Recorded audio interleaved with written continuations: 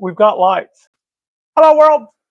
Patricia, O'Connor, and Frida, Reba, Darcy here tonight on the Bonsai Balcony. We are going to do that thing we do. Uh, I drug in this little pine because it looks especially healthy. It looks sort of underpotted. And it looks really happy, really lush, really green. It's a little bigger than the ones around it, and it got the nod. We're going to put some wire on this guy and get it rolling. That's it. Probably won't be a real long show, but also I kind of got a late start too, so I'm sorry about that for those of you who are seeing this closer to midnight, or those of you who couldn't stay up that late. We did get a little bit later start. I had to run errands until later than I thought, and I didn't get home till 7-ish. So that made going live 8-ish a little bit more difficult. But we kind of muddled. But this was a show I've been looking forward to doing for a little while. And a little slip of coffee before we start. We missed last week. I was really looking forward to Saturday Night Live Bonsai. I intended to bring in our large trident maple that had those long, huge limbs that were octopusing out over its quarter of the balcony. I mean, it was really exceeding its spatial limits for me, anyway. And it was a shame. I thought if you prune that back, its uptake of water right now is enormous. So if you prune that back, there's going to be, you won't be watering as much. All of that transfer of stuff going through is probably going to help that that graph we have going, or that air layer that we have going. But it was just taking up too much space. So I brought that in and I sat it down right here next to me about 6 o'clock, planning to go live at 8. And by 6:15, I was going, I am really, really, really dizzy. And I looked over at that tree and I thought, well, I just hugged that and carried it in, and it's covered in the same pollen. It's been out of the wind for the most part, but it still would be covered in the same pollen that had been making me ill for weeks. And even though just 30 minutes before that, I was out on the balcony flapping my gums, going to town on doing a tree by tree breakdown of what was going on. An hour later, I was in bed, having already been sick, and I would stay there for a long time. It's nothing but allergies. That's all it is. How do I know it's also allergies? Because the before and after starts with ear issues. It clicks on, it clicks off. Sometimes I get it back, sometimes I don't for a day or two. I put my earpiece in there at work so that whatever's coming across the walkie-talkie will go direct, and I won't be blocking the the unobstructed ear. And maybe that'll help. It hadn't been, but that's kind of what was going on with us. I don't think it's anything to worry about. Not it's allergies. It's nothing to worry about, but it sure is not a lot of fun. Also, the stuff that I'm doing around here piles up uh, when I have to take time off to time out like that. Um, yeah. So today was the day where I spent quite a bit of time doing stuff that I intended to do last Saturday and Sunday. And the other thing that's kind of unfair about it is I soldier on at work and then come home and get ill. And that's is almost a pattern, except for a couple of times it didn't work out that way. But for the most part, that seems to be what's happening. And that's not a coincidence. It's here where everything is lush. Where I work, it smells like work. We're close to the docks in the port of Oakland. You smell anything with our side doors open, you're likely to smell diesel. What I don't smell is flowers and pollen and jasmine and all of that stuff. So here at home when I'm off is when it has caught me more than not, or I've started getting sick here and tried to go to work, and then still was too far gone when I made it there, and then getting home was an ordeal. Just telling you, it hadn't been a lot of fun. But that's just me whining about whining about that end of me. What we're going to do tonight, and today's been fine. I was absolutely fine. It leaves me sick feeling for a couple of days. Once it's over with, the stomach isn't going to be good for 2 days after that. But I can eat and stuff. I just don't want to. Uh, Back to what we're doing. This little Japanese black pine is one that we did from seed, and we did this from seed last fall. I think I actually started some of these late in the year. No, probably last summer. But I was doing them. I was doing them during the winter and in the fall because I would start them in the kitchen, and then I would just bring them out and throw them in along with everybody else. It looks like at first I thought it might have been two trees. It's not. It's a little twin trunk action, I think, going on there. We'll know in a minute for sure. But it is very, very healthy, very, very green, and it's a nice looking little pine tree. And we already took an assortment of little pine trees a couple of months ago and did the basic spiral that you put in trees, like if you had a nursery, if you were a bonsai nursery and you were doing trees at a flat at a time, you'd stab a wire, spin it around, set it to the side, grab, and you'd have all your wires already cut. You'd have all your trees there, and you'd do however many of those you could do over and over and over again before lunch, and then you'd come back and sit down and go right back at it. But that's not what we're doing here. What we're doing here is something where I go to town on these guys and just see how funky of a shape we can get out of the trees. Last year, our deal was that I ordered over Etsy 10 little Japanese black pines. Not one of these because I started this one from seed. That was part of the later story. And when those came in, the first order came in from Florida and it turned out to be 9. Okay, so couldn't count to 10. Okay, fine. Also, they were really undersized and it looked to me like they were tiny, tiny, tiny, like a couple of weeks old. And that's what I had been sent.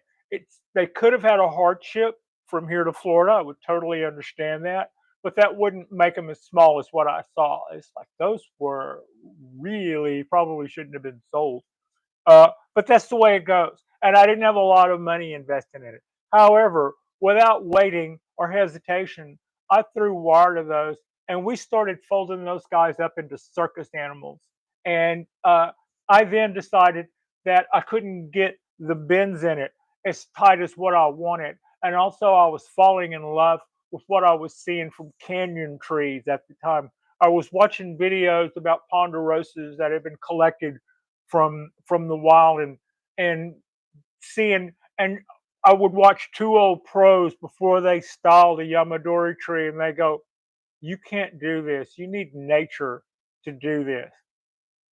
And I was like, challenge accepted. Okay. Part of what they were saying is you can't make the tree, you can't sprout a seed and make it be 500 years old. No, you absolutely cannot. But all those spirals and shapes and the whips back and forth and all that, there is a window that closes as the tree ages. Now, you will see people who have mastered the art of lowering trees that are grown and thick or bending trees that look like they are, bending the unbendable.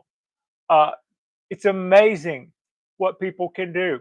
They also have their limit. If you want a tree to really look like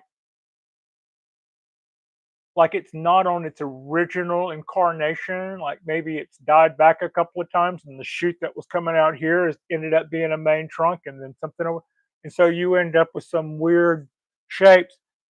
You start early for that. And that's kind of what we started doing.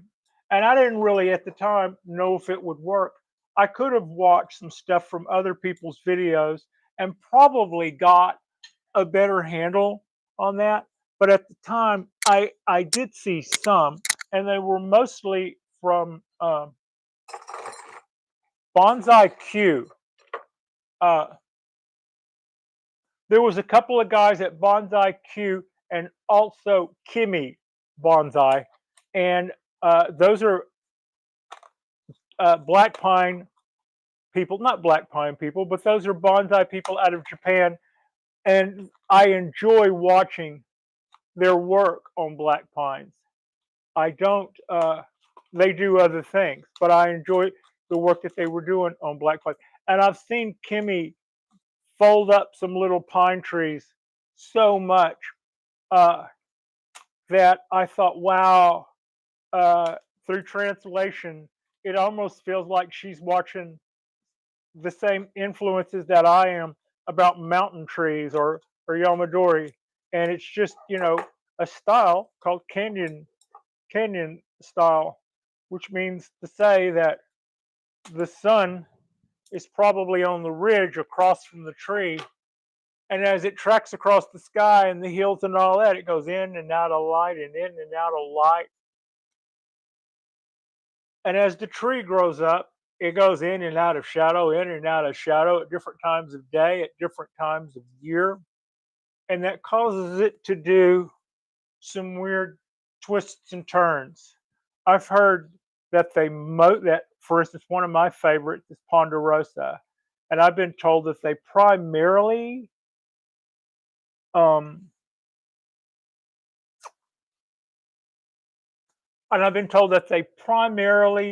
um, rotate clockwise. Not maybe every time, but a majority of the time. Did I get into that with the scissors? I don't see where I did, but that looks awful floppy. Not really. We could just decandle this guy right here and call that enough and not worry about it. I saw those scissors coming around this side and thought, uh, go back from the other way. And if you go back, you'll look. You see that I stopped cutting this way and went back the other way. But I probably no, that was just the candle. I probably pushed on it without meaning to and snapped it because that looked like yeah, they snap. Really, it was just kind of anyway, tiny. Okay, so I'm going to cut this back a little bit more, and then we're going to go in with we're going to go in with some wire. And what I typically like to do is run the wire, attach the wire to the bottom of the pot. That's important. If you don't attach the wire to the bottom of the pot, um,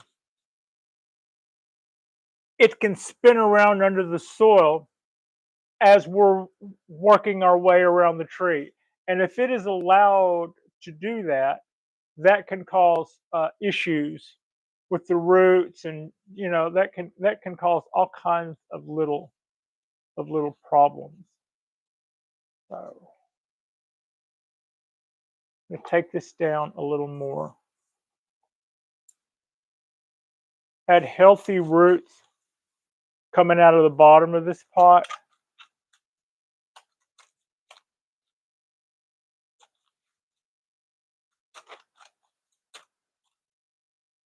And this is another one of them that we had done folded somewhat a few weeks ago.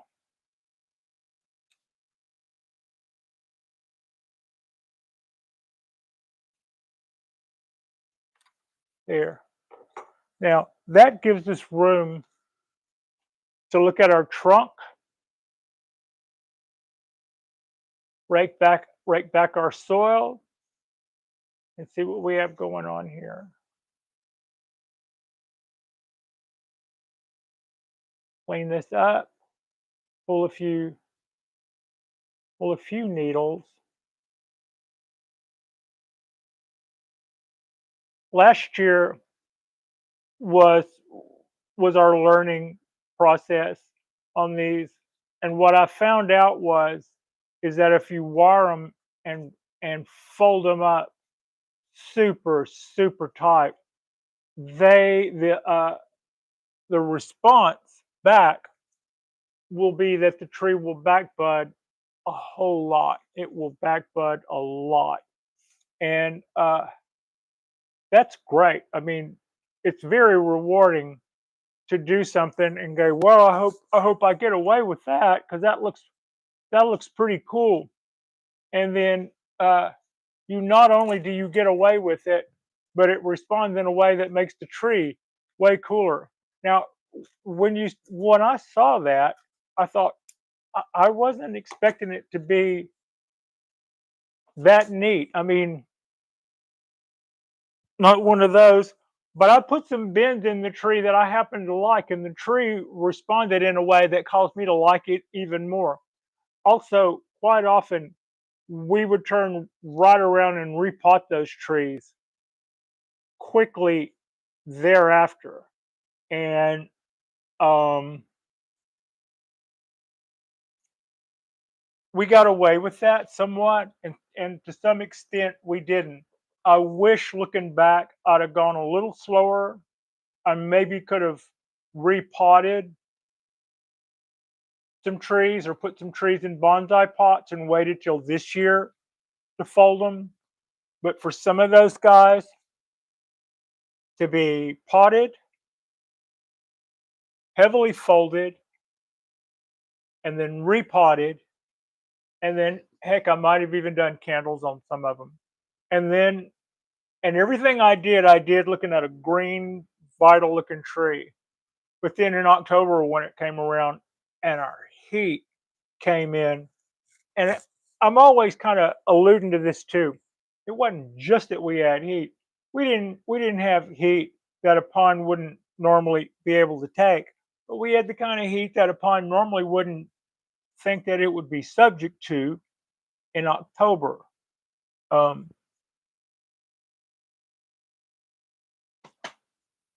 it would be more winter hardy than summer hardy. So all of that combined, we needed more reserve on some of our trees than than what I had allowed them by doing so much, by doing as much as I did, and that cost us. I think that cost us a couple of trees.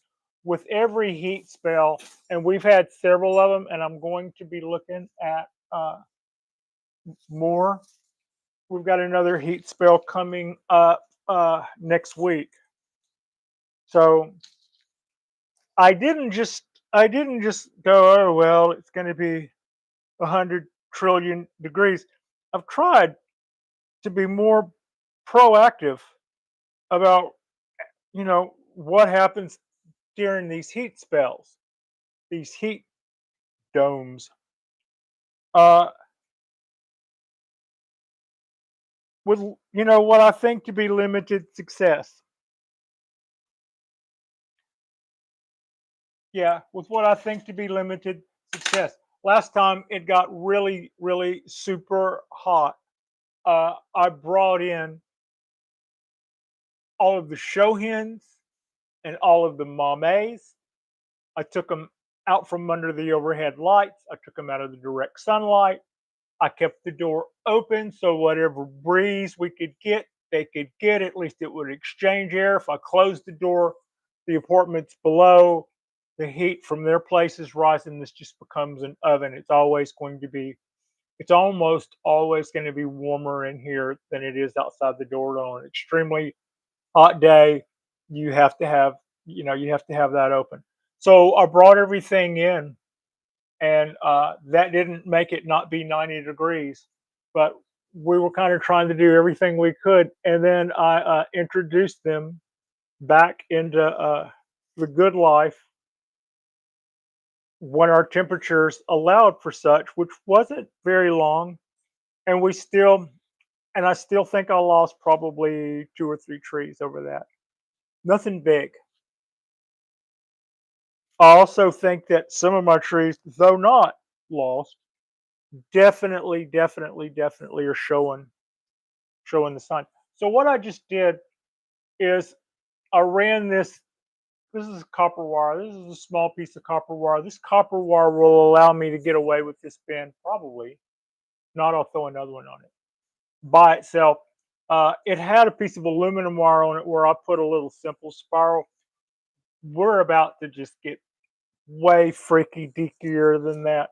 So I think between the two pieces of wire that are currently hanging out there, we should be okay.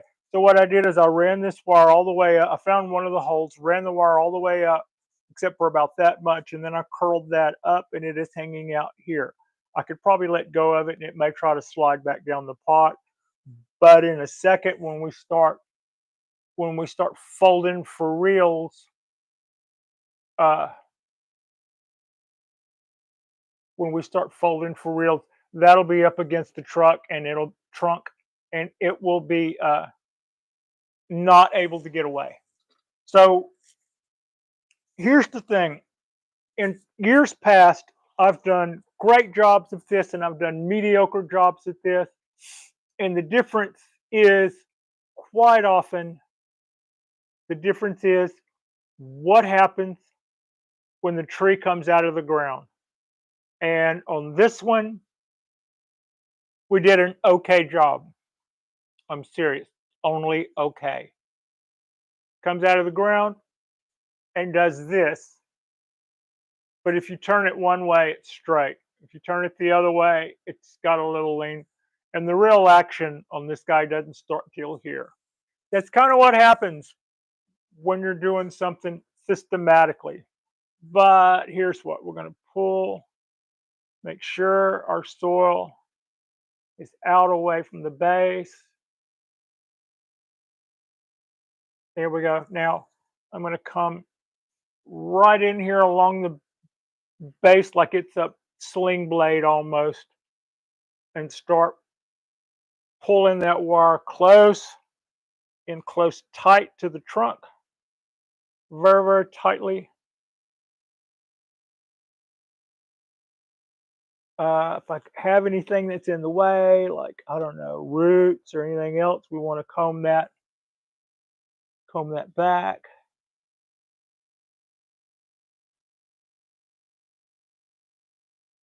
As soon as I can grab that wire someplace and pinch it, I do that. I mean, it's just. Here's the contact info for Eric Escher.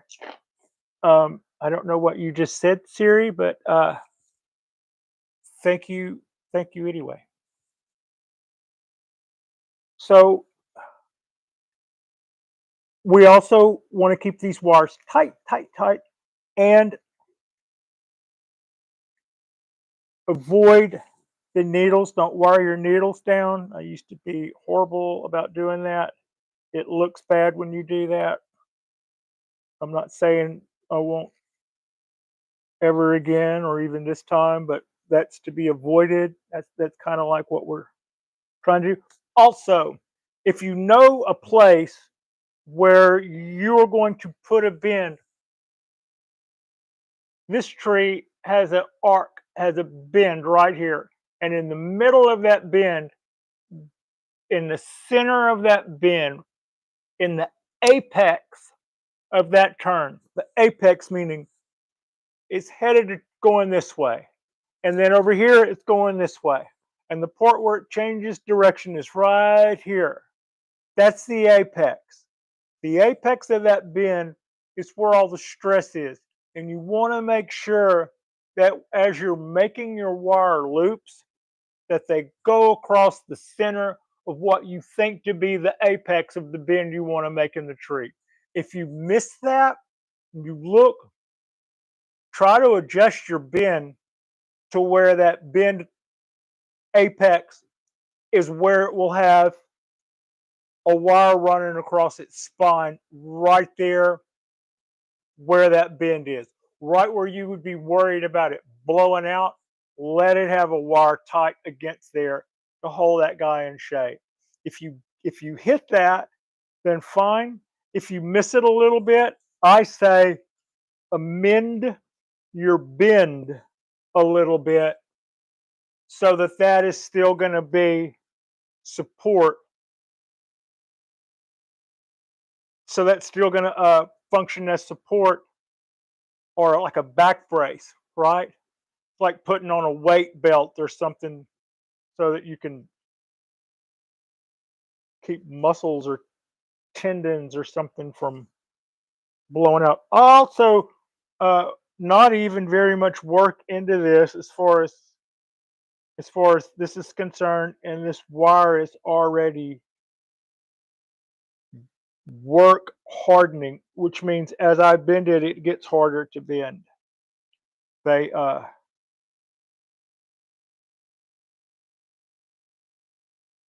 You start off getting copper wire extremely hot, like red hot, and then you let it cool, and that should cause it to be softer, easier to bend. But then as you bend it, it will start to work harden again. And that is what I'm looking at here. Also, I got a needle. You see that you've hopelessly got a needle and you're not going to be able to get it out, rip it out. You're not in a way to, I don't think that would be in a way to do damage. I don't know that I could, but go ahead, rip it out. As the needle held down by wire, it's going to tax your tree, not deliver, not deliver any nutrients. It's not going to get a lot of chlorophyll or make any chlorophyll, but the tree will still uh, think it needs to supply stuff to it. So that's kind of how that goes. All right. So that's got us up to here. I went this way around with that wire. That means that I'm also intending to go this way with my bends. If I tried to go the other way with one way with my wire, which was this way, and then tried to go this way with my bends, I would be opening up all of those loops as I went, and they would all stop doing their support, and that just wouldn't go. That just wouldn't go as well. It would not be too good. So that's got us there. Now, having cut the pot away, what we're looking at is something that could have had more motion coming out of the ground than what we gave to it. We could do better. We could definitely do at least some better. Also,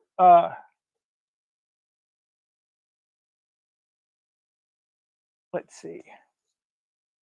And now is the time to do that. It shouldn't be any real trouble for us to get that little bit of added motion out of there. Okay. So one thing that I learned last year that made it easier, um, one thing I learned last year was not to do all of that at once.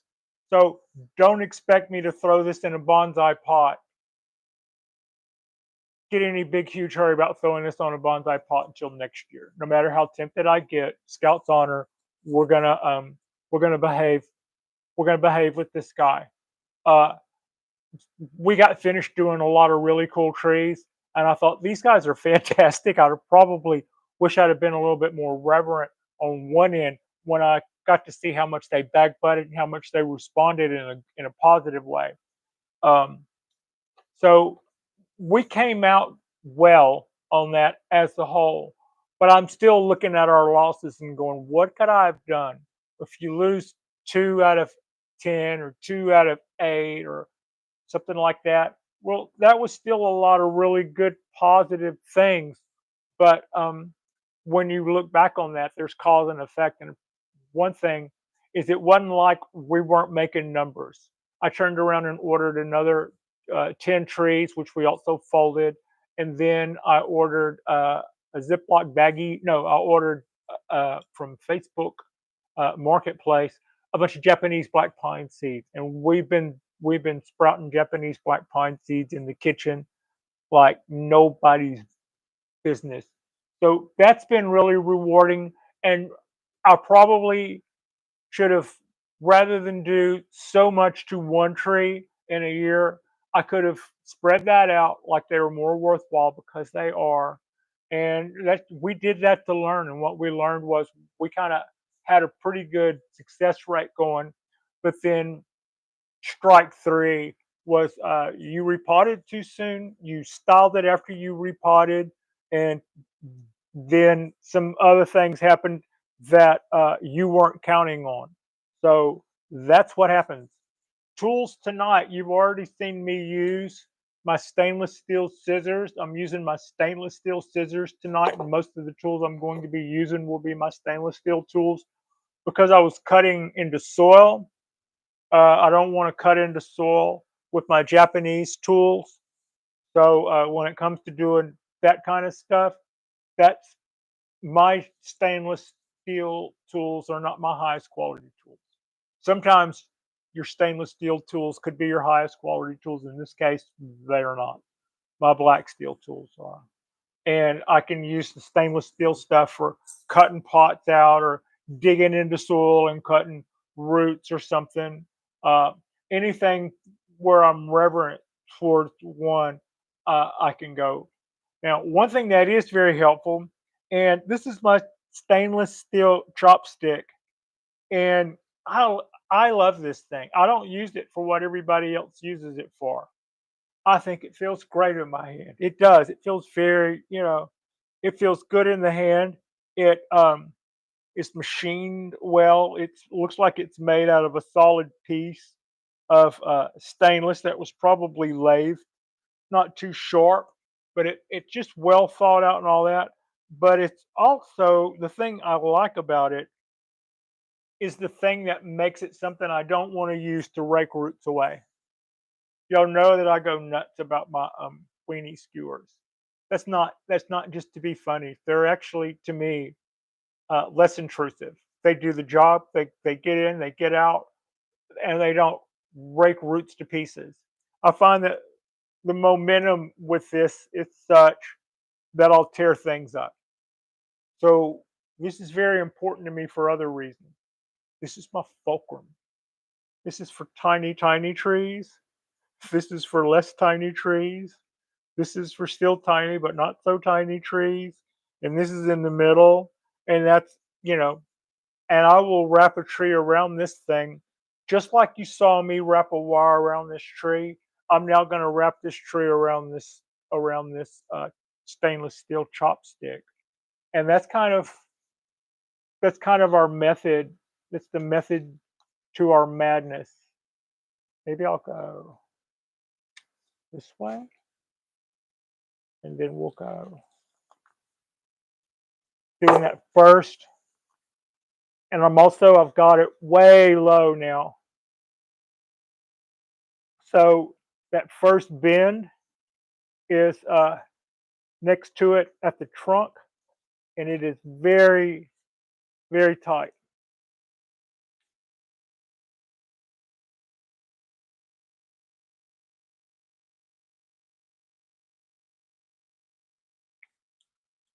Just bring that guy on around. Oop.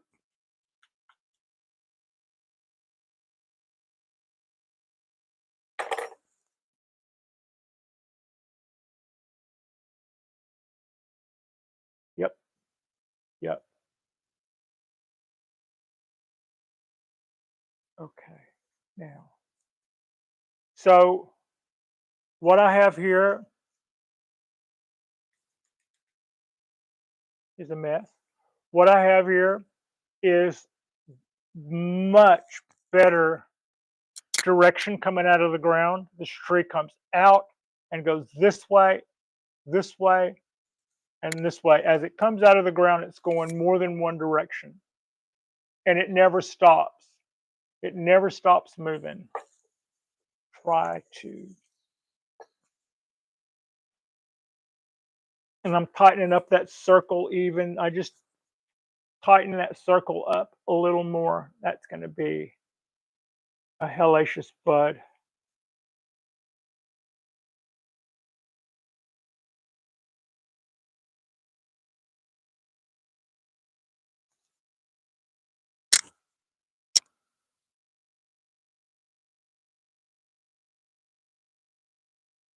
You can kind of see where we come out of the ground here. We now come around and come around.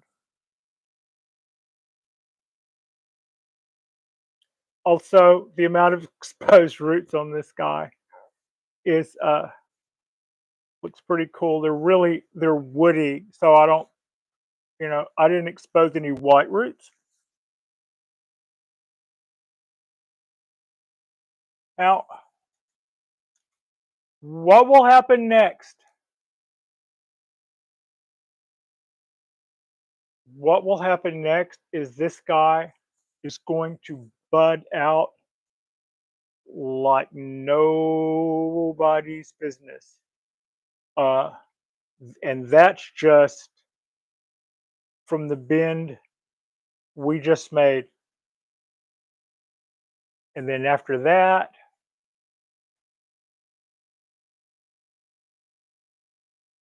we'll see a lot more. We'll see a lot more buds. We're just going to see a lot more buds coming out here. And then that wounded piece over here that we chopped off, and it's still got so many buds. That's a cluster of buds in this head here that I could take all of those out, but I'm not. We're gonna let this thing regroup its energy and let it come out with a whole lot more back buds from the amount of folding we just did. In the next potting season, which will be after January, when we go back into pine potting season, that will be that will be when I can repot this guy.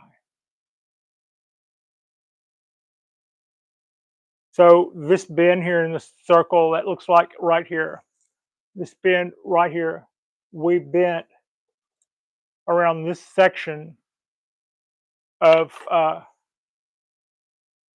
that fulcrum, and that's how we got that motion.